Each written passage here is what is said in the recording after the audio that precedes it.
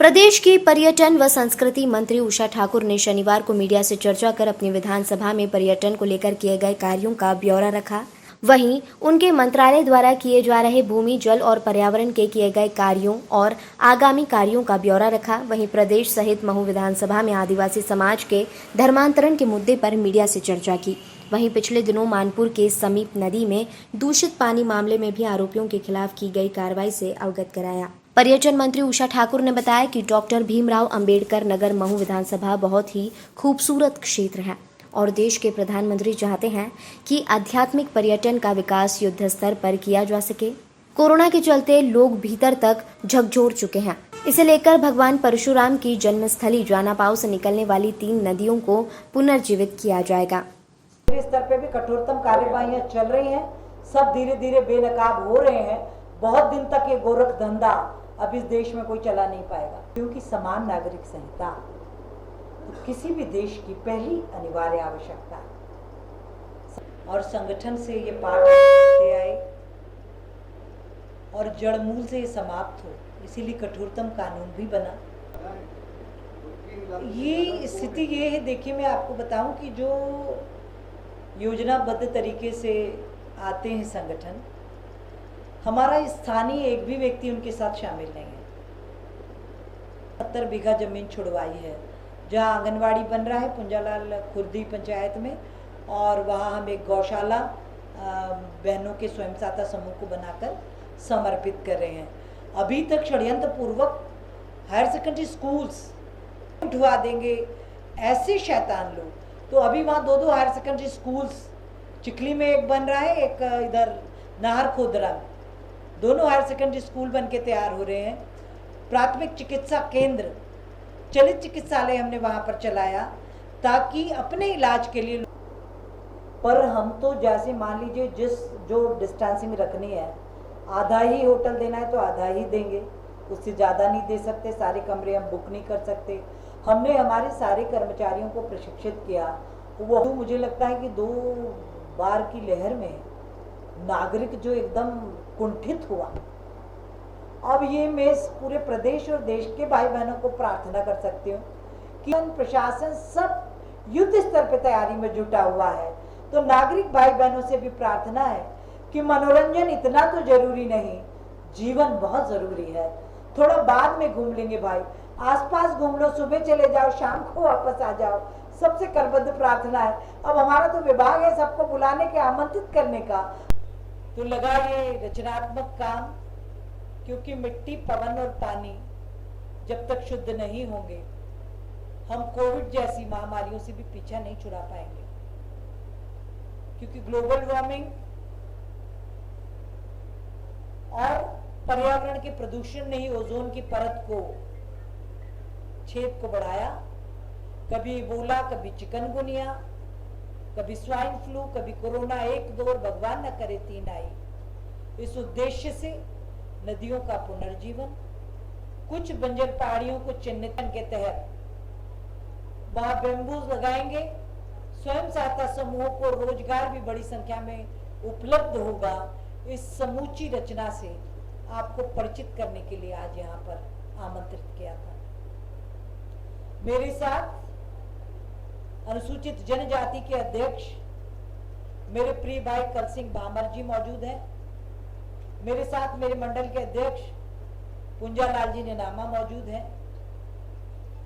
और आज हम सब भाई बहन ये विषय लेकर ही आपके पास आए हैं कि हम प्रकृति, मिट्टी, पवन, पानी की शुद्धता के लिए भारतीय जनता पार्टी प्रतिबद्ध है और ऐसी बातों को कैसे मध्य प्रदेश में बड़े धर्मांतरण को लेकर मध्य प्रदेश पर्यटन मंत्री उषा ठाकुर ने बताया कि मिशनरी के नाम पर प्रदेश में कई लोग आदिवासी समाज का धर्मांतरण कर रहे हैं।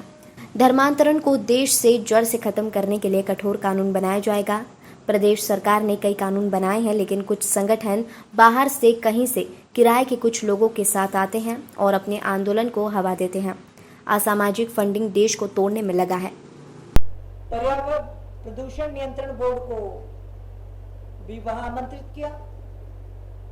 उन्होंने जब देखा और वहां के मिट्टी और पानी का परीक्षण कराया तो स्थिति सचमुच चिंताजनक थी। तो प्रदूषण नियंत्रण बोर्ड ने TSDF रैमकी नाम की एक संस्था को वहां के जो दूषित मिट्टी है उसके निवारण का काम सौंपा है और इस काम के चलते 397 मीट्रिक टन मिट्टी निकाल के निराकरण के दिशा में आगे बढ़ी हुई है। बारिश आने के कारण ऐसे हुआ, वहां एक स्थानीय ढाबा है राठौर फैमिली का, उनकी माताजी के नाम पे सुशीला बाई बाबूलाल राठौर, उनके नाम पे वो एक खाली प्लॉट है वहां का। उस खाली प्लॉट पर पता नहीं कब से, मुझे इस बात में वहाँ जाके उन लोगों को भी डांट लगाई कि कब से डल रहा था, तुम आज बता रहे हो। पता चलता है वहाँ का जो सरपंच है उसकी सहमति से, बल सिंह भामरे जी मेरे झाबुआ के रहने वाले, वहाँ भी ये गए, वहाँ की भी एक केमिकल फैक्ट्री से इसी प्रकार का पानी निकलता था जहाँ बड़ी संख्या में भैंस, हिरण, नीलगाय सब मरे।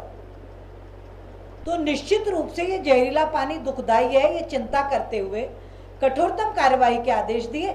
जिसकी जमीन थी उस पर FIR हुआ, उसने कोई नालसा के चंदर राठौर को किराए पे दी थी, उस पर FIR हुई।